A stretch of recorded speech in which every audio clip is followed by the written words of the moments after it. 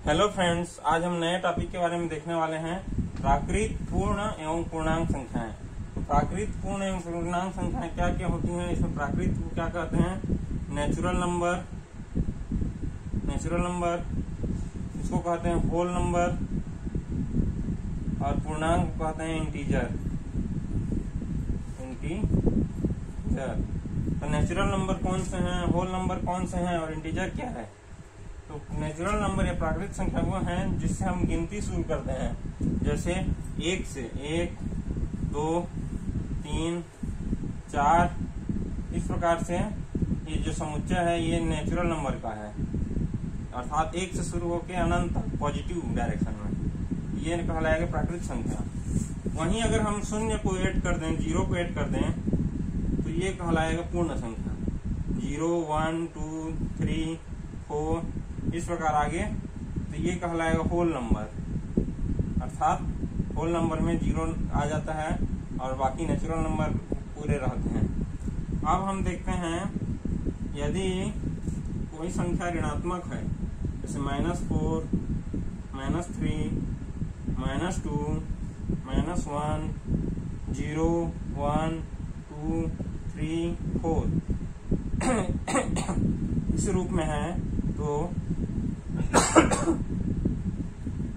तो यह इंटीजर कहलाएगा, जहां ये नेगेटिव साइन भी लिया जाएगा, अर्थात शून्य से पहले के भी जो अंक हैं नेगेटिव डायरेक्शन में और शून्य के बाद के जो अंक हैं पॉजिटिव डायरेक्शन में, दोनों को साथ साथ लिया जाएगा।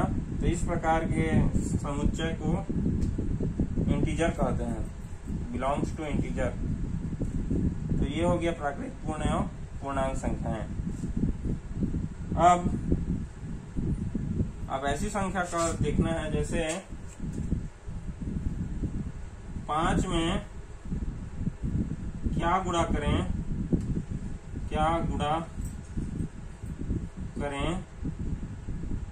कि गुणनफल 3 आए। ये समस्या उत्पन्न हो गई हमारे सामने। 5 में क्या गुणा करें कि गुणनफल 3 आए। एक एग्जाम्पल है, जैसे अभी तक क्या था, इसमें से 2 में अगर 2 जोड़ेंगे तो 4 आएगा, ये नेचुरल नंबर के लिए है। एक 0 में 2 जोड़ेंगे तो 3 आएगा, ये होल नंबर के लिए है। और इंटीजर में कुछ भी जोड़ेंगे या गुणा करेंगे तो इंटीजर ही रहेगा। लेकिन 5 में क्या गुणा करें कि गुणनफल 3 आए, तो इसमें से कोई भी संख्या ऐसा नहीं है जिसमें 5 का गुणा करें तो गुणनफल 3 आए। उसके लिए जरूरी है 5 गुणित 3/5। तो यहाँ पे ये नया टर्म इंट्रोड्यूस हुआ, 3/5, अर्थात 5 से 5 कट जाएगा और बचेगा 3। तो 5 में 3/5 गुणा करेंगे तो गुणनफल 3 आएगा। तो 3/5 एक ऐसी संख्या है जो ना तो नेचुरल नंबर में आती है, ना तो होल नंबर में आती है, और ना तो इंटीजर में आती है। अर्थात ये ना तो पूर्ण संख्या प्राकृतिक संख्या है, ना पूर्ण संख्या है, और ना ही पूर्णांक संख्या है। तो इस प्रकार की संख्या को एक अलग नाम दिया गया है, इसे कहा जाता है परिमेय संख्या।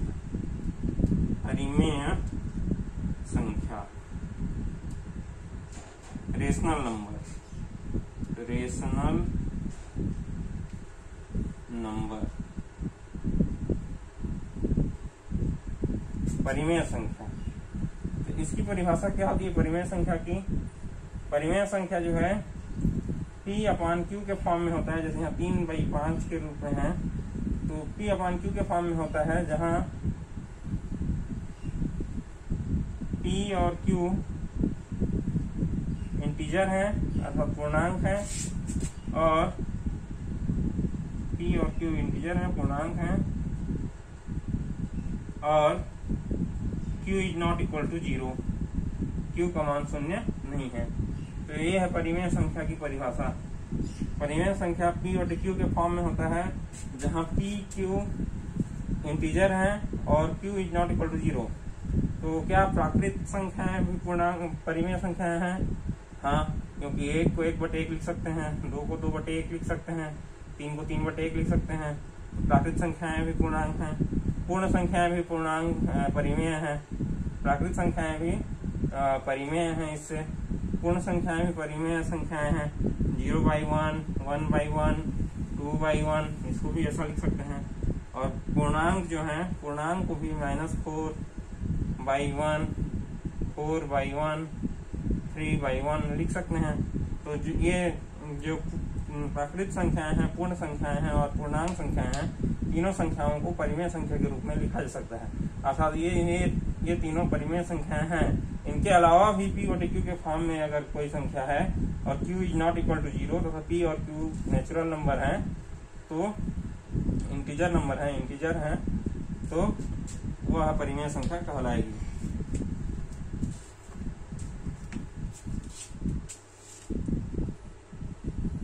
परिमेय संख्याओं के गुण देखते हैं। पहला योग गुणधर्म। योग के लिए क्या गुणधर्म है? यदि A, B, C परिमेय संख्याएं हैं, A, B, C belongs to Q, Q क्या है? रेशनल नंबर्स है। अगर A, B, C परिमेय संख्याएं हैं तो पहला गुण देखते हैं क्रम विनिमय नियम। क्रम विनिमय नियम। क्रम विनिमय नियम क्या है?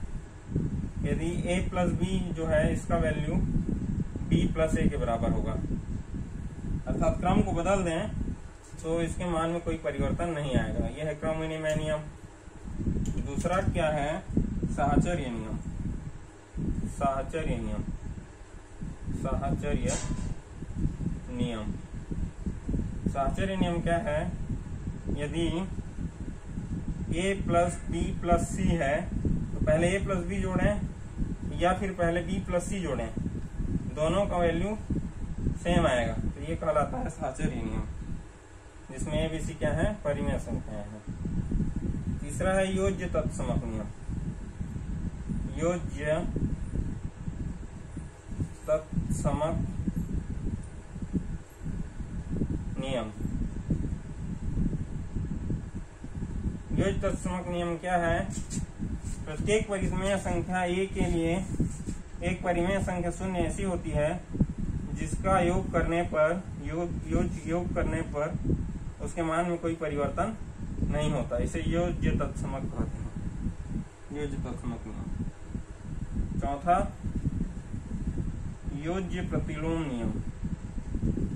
योज्य प्रतिलोम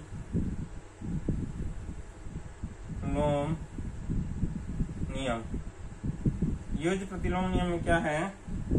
प्रत्येक परिमेय संख्या A के सापेक्ष एक ऐसी परिमेय संख्या होती है जिसके साथ इसका योग करने पर योगफल शून्य आता है। इस ऐसी संख्या को योज्य प्रतिलोम संख्या कहते हैं और यह नियम योज्य प्रतिलोम नियम कहलाता है। यहाँ पे A के सापेक्ष माइनस एक ऐसी संख्या है जो योज्य प्रतिलोम है, जिसका शून्य आता है, और यहाँ -1 का योज्य प्रतिलोम ये है जिसका ऐड करेंगे, एडिशन करेंगे, योग करेंगे तो वह शून्य आएगा। ये हो गया योग के गुणधर्म। अब गुणन के गुणधर्म देखते हैं।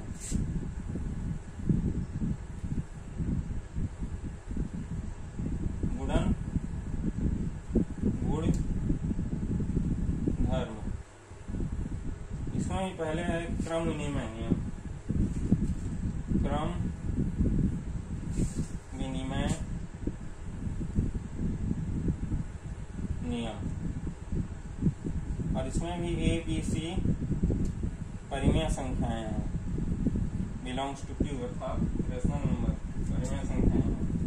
तो क्रम विनिमय नियम क्या होगा? गुणा में A cross B equal to B into A। ये हो गया क्रम विनिमय नियम। दूसरा है साहचर्य नियम। साहचर्य नियम।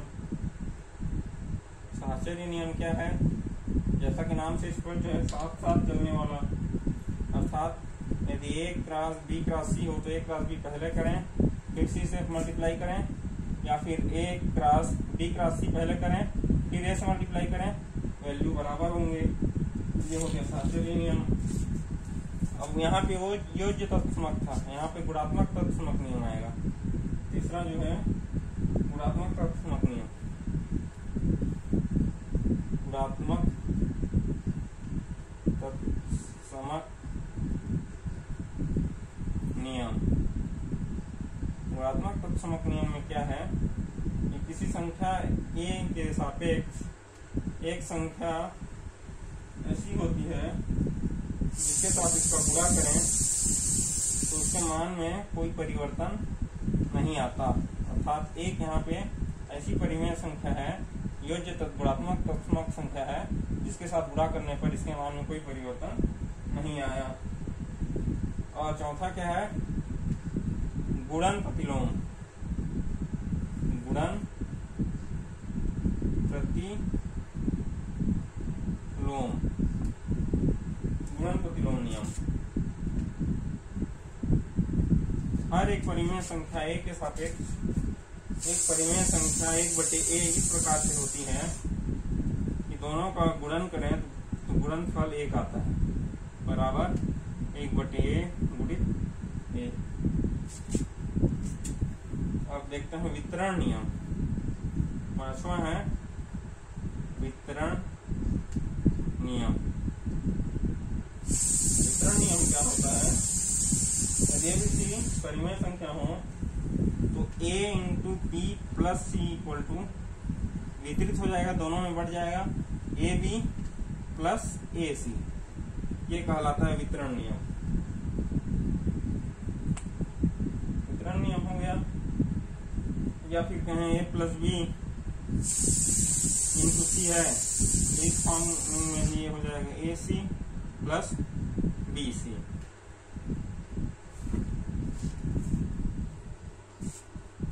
एक और नियम है संवरक नियम। संवरक नियम, संवरक नियम अर्थात परिमेय संख्या ए में कोई दूसरी परिमेय संख्या b जोड़ेंगे तो हमें जो तीसरी परिमेय संख्या मिलेगी a प्लस b बराबर a प्लस b, जो कि बिलोंग करेगी परिमेय संख्या से ही, अर्थात दो परिमेय संख्याओं का योगफल एक परिमेय संख्या ही होगा।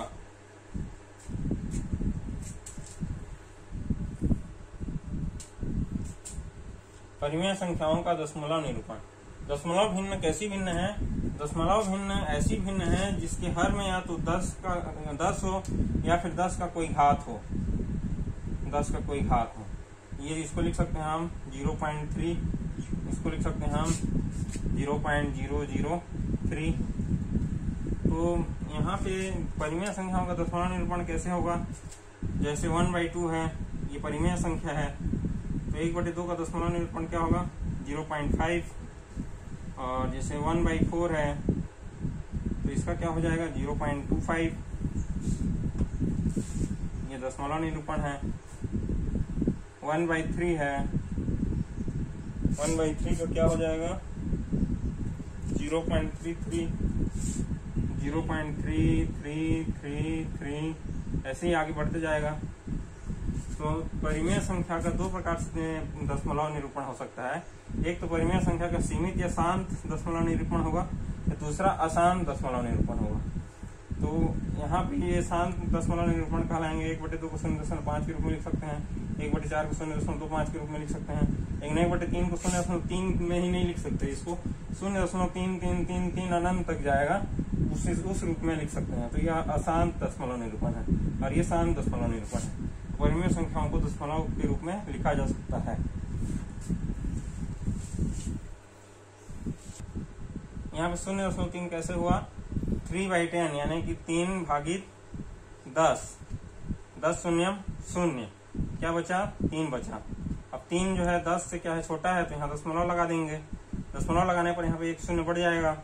अब 10 तिया 30, पूरी तरह से ये कट गया, तो ये 3/10 का दशमलव निरूपण क्या हो गया 0.3। उसी प्रकार यदि 1/2 देखें, 1/2, 2 शून्यम 0, क्या बचा 1 बचा, दशमलव लगाएंगे तो ये 10 हो जाएगा, तो 5 6 10, तो ये कट गया, तो क्या आया 1/2 इक्वल टू 0.5। वहीं 1/4 का देखें तो 1/4, 1/4, 4 शून्यम 0, यहाँ 0 हो गया, क्या बचा 1, दशमलव लगाएंगे तो यहाँ पे एक 0 बढ़ जाएगा। 4 दूनी 8, तो ये हो गया 8। 10 में 8 गया तो 2 बचा और ये 0 हो गया। अब 2 है तो यहाँ से एक 0 और नीचे उतार लेते हैं। और 4 पंचे 20, तो ये हो गया 20। 20 से 20 पूरी तरह से खत्म हो गया। क्या बचा? 1/4 बराबर 0.25। यह दशमलव निरूपण है 1/4 का, अर्थात परिमेय संख्या का दशमलव निरूपण इस प्रकार से किया जाता है। यहाँ पे जिस दशमलव में निरूपित है 0.125 को परिमेय संख्या p/q के रूप में लिखना है। 0.125 को p/q के रूप में कैसे लिखा जा सकता है? तो ये होगा 0.125 बराबर 125/1, और इसके आगे उतने शून्य लगाएंगे जितने की दशमलव के बाद अंक हैं। तो यहाँ पे 1, 2, 3 अंक हैं, तो यहाँ पे 1, 2, 3 अंक हो जाएंगे। 125/1000 ये किसके बराबर होगा? 125/1000 इससे जाएगा 5 से जाएगा, 5 दूनी 10, 5 बचे 25, 5 दूनी 10, 5 शून्य 0, 5 शून्य 0, 5 बचे 25, 5 चौक 20, 5 शून्य 0, 5 एकम 5, 5 अट्ठे 40। क्या आ गया? इसका परिमेय रूप 1/8 आ गया। उसी प्रकार और भी देख सकते हैं, जैसे 0.74 है, तो ये 0.74 है, तो इसका परिमेय रूप क्या होगा? 74/100। 2 में जाएगा, 2 पंचे 10, 2 शून्य 0, 2 तिया 6, 2 सत्ते 14, 7 3 10 हो गया। ये इसका परिमेय रूप हो गया 37/50। इस प्रकार से दशमलव प्रणाली में, जो दार्शनिक प्रणाली में अंक हैं, उसको परिमेय संख्या में बदला जाता है। क्या है मेन इसका सूत्र? कि दशमलव के बाद जितनी संख्याएं हैं, हर में 1 के बाद उतना शून्य लगा देते हैं, तो उसके इससे बाद उसको घटाने के बाद जो मिलता है वह उसका परिमेय रूप होता है, परिमेय संख्या के रूप में होता है। पी क्यू के रूप में प्रकट करो क्या है? पी क्यू के रूप में प्रकट करो क्या है? ये p/q है ना, यहाँ ये 1/8 की जगह यहाँ 1/8 है, तो ये p = 1 हो गया यहाँ पे, और ये q = 8 हो गया, तो ये p/q के रूप में हो गया 0.125। और इसका विलोम हम लोग अभी देखे थे, जो p/q है उसको दशमलव के रूप में कैसे बदलते हैं, इसके पहले देख चुके हैं।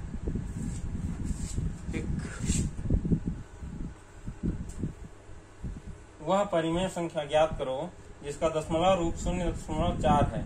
यहाँ पर ध्यान देने की बात यह है कि 0.4 नहीं है, सिर्फ 0.4 के ऊपर में बिंदु है, अर्थात यह आसान दशमलव है। इसका अर्थ होगा 0.4 के ऊपर बिंदु का अर्थ है 0.4444, इसका रिपीटेशन अनंत तक होगा। तो ये है 0.4 डॉट का मतलब, तो ये आसान दशमलव है। तो आसान दशमलव का परिमेय संख्या कैसे ज्ञात करते हैं, एग्जाम्पल के थ्रू देखते हैं। सॉल्यूशन क्या दिया है? माना कि p/q परिमेय संख्या जो p/q है 0.4 के बराबर है, तो ये हो जाएगा p/q = 0.4444, ऐसे ही आगे चला जाएगा। क्वेश्चन नंबर 1 दे देते हैं इसको। अब समीकरण 1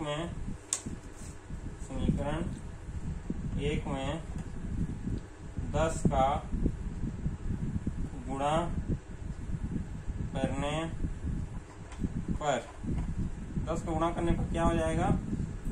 10p/q = यहाँ पे 10 का गुणा हो जाएगा तो एक दशमलव इधर खिसक जाएगा, 4.444 अनंत।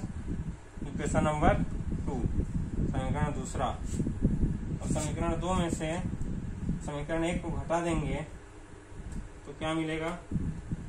समीकरण 2 में से समीकरण 1 को घटाने पर समीकरण 1 10p/q - p/q = 4.4444 माइनस 0.4444, ये आगे और बढ़ता जाएगा, ये भी आगे बढ़ता जाएगा। तो तो 10 p/q में 1 p/q घट जाएगा तो क्या बचेगा 9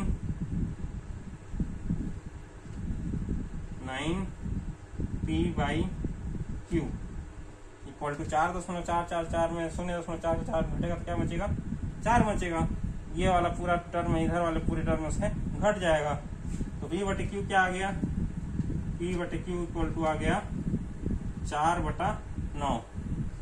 तो 0.4 का दार्शनिक रूप जो है इसका परिमेय रूप परिमेय संख्या में बदलेंगे तो क्या मिलेगा 4/9। ठीक।